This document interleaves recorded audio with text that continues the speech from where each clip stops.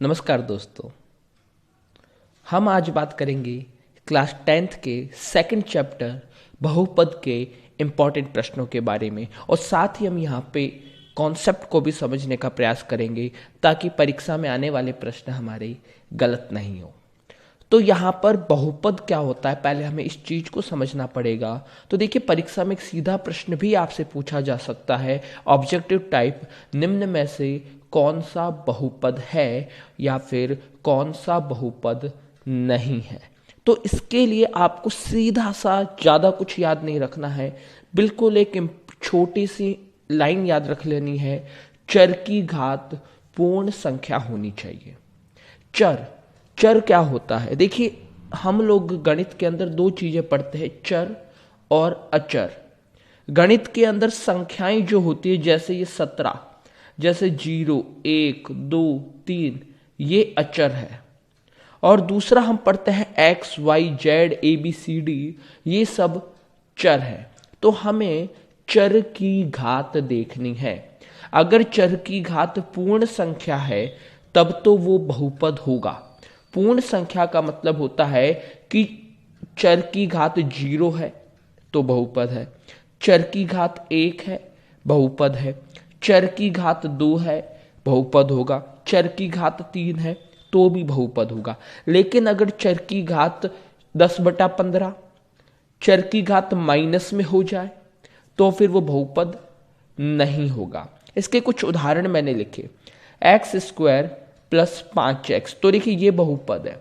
इस बहुपद में सबसे पहले चर ढूंढना है। यहां पे चर x ये रहा और एक चर ये रहा, इसकी घात 2 है, ये पूर्ण संख्या होती है। यहां पर x की घात में कुछ नहीं लिखा, इसका मतलब इसकी घात 1 है, तो ये भी पूर्ण संख्या होती है। तो इसका मतलब ये एक बहुपद है। अब सेकंड एग्जाम्पल मैंने लिखा है 17। अब आपको तो यहां पे चर दिखाई नहीं दे रहा है। देखिए, बहुपद बड़ा छोटा सा है 17, यहां पे चर है ही नहीं, तो ये भी एक बहुपद है। और ऐसे बहुपद को हम कहते हैं अचर बहुपद। तो ध्यान रखना, जब भी कोई संख्या लिख दे तो ऐसे बहुपद को हम क्या कहेंगे? अचर बहुपद कहेंगे। अब यहां पे एक और एग्जाम्पल मैंने लिया है, तो इसमें चर है y, तो y की घात 3 है, ये भी पूर्ण संख्या, और यहां पे y की घात 1 है, तो ये भी पूर्ण संख्या। तो इसका मतलब ये भी क्या है? एक बहुपद है। अब यहां पे हमने एक इंपॉर्टेंट प्रश्न ले लिया, ऐसा ही प्रश्न आपकी परीक्षा में भी पूछा जा सकता है, निम्न में से कौन सा बहुपद नहीं है। यहां पे 4 ऑप्शन है, और मैंने आपको सीधा सीधा बताया था बहुपद की पहचान करने के लिए आपको चर की घात देखनी है। चर यानी x, y, z, a, b, c, d, संख्याओं की घात नहीं देखनी, सिर्फ और सिर्फ चर की घात। तो चर की घात देखेंगे, तो इसमें चर यहां पे x दिख रहा है, घात 3 पूर्ण संख्या है, वापस x घात में 2 है, ये भी पूर्ण संख्या, वापस x, तो यहां पे घात में कुछ भी नहीं है, 1 है, तो ये भी क्या है? पूर्ण संख्या। तो इसका मतलब चरों की घात इधर पूर्ण संख्या है, तो इसका मतलब ये बहुपद है। लेकिन अपने को तो नहीं की पहचान करनी है, ये तो बहुपद है। अब बात करते हैं इसकी, तो इसमें y की घात क्या है? 2 पूर्ण संख्या, इसमें y की घात 1, तो ये भी पूर्ण संख्या में है। आगे अपने है ही नहीं y, तो देखने की जरूरत नहीं। 50, तो 50 अभी मैंने आपको बताया था, अगर खाली संख्या है तो वो भी बहुपद होता है, और ऐसे बहुपद को हम अचर बहुपद कहते हैं। ये अभी अभी थोड़ी देर पहले आपको मैंने बताया था। तो कैसा भी बहुपद, लेकिन बहुपद तो है ना। अब अगले क्वेश्चन की तरफ आते हैं। यहां पर देखिए, हम उल्टा शुरू कर रहे हैं। देखो, t की घात 3, हाँ पूर्ण संख्या है ना, ठीक है। यहां पे t की घात 2, ये भी पूर्ण संख्या है। आगे देखो t है क्या? हाँ, यहां पे t की घात में कुछ नहीं लिखा हुआ, लेकिन आप देखो t के ऊपर रूट लगाया हुआ है, ये रूट t के ऊपर है। तो एक बात को दिमाग में रखना, अगर किसी भी संख्या के ऊपर रूट लगा दिया जाए तो इसका मतलब उसकी जो घात है उसकी घात मानी जाएगी 1/2। तो यहाँ पे जो t है इस t की घात है 1/2, जो कि पूर्ण संख्या नहीं है। पूर्ण संख्या होती है 0, 1, 2, 3, बल्कि इस वाले t की घात 1/2 है, तो ये पूर्ण संख्या नहीं हुई। तो इसका मतलब ये पूरा का पूरा बहुपद नहीं है, तो इसका आंसर डी सही हो गया। अब कुछ बच्चों के मन में आ रहा होगा, सर रूट तो यहां पर भी था, लेकिन मैंने थोड़ी देर पहले क्या कहा था?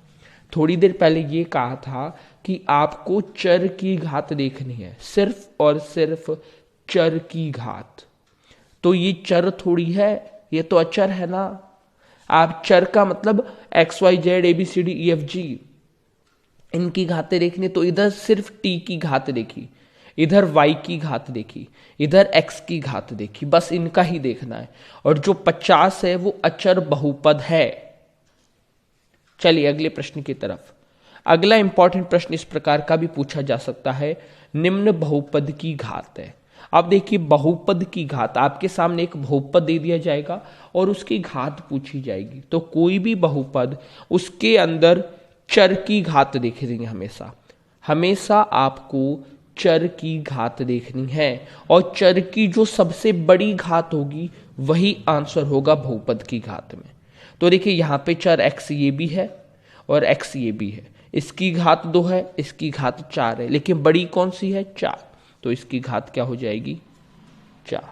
तो ये बड़े सिंपल से प्रश्न, और ऐसे प्रश्न परीक्षा में आते भी हैं। अब हम आगे कुछ विशेष प्रकार के बहुपद की बात कर लेते हैं। जैसे यहाँ पे लिख रखा है रेखिक बहुपद। तो रेखिक बहुपद क्या होता है कि ऐसा बहुपद जिसकी घात 1 हो। ध्यान रखना, घात आपको चर की चेक करनी है और किसी चीज की नहीं। जब चर की घात 1 है, जैसे यहाँ पे उदाहरण भी लिख दिया मैंने कि ये बहुपद है, ये बहुपद है, और इस बहुपद में y है, जो y की घात यहाँ पे कितनी है? 1। तो ऐसे बहुपद को हम रेखिक बहुपद कहेंगे।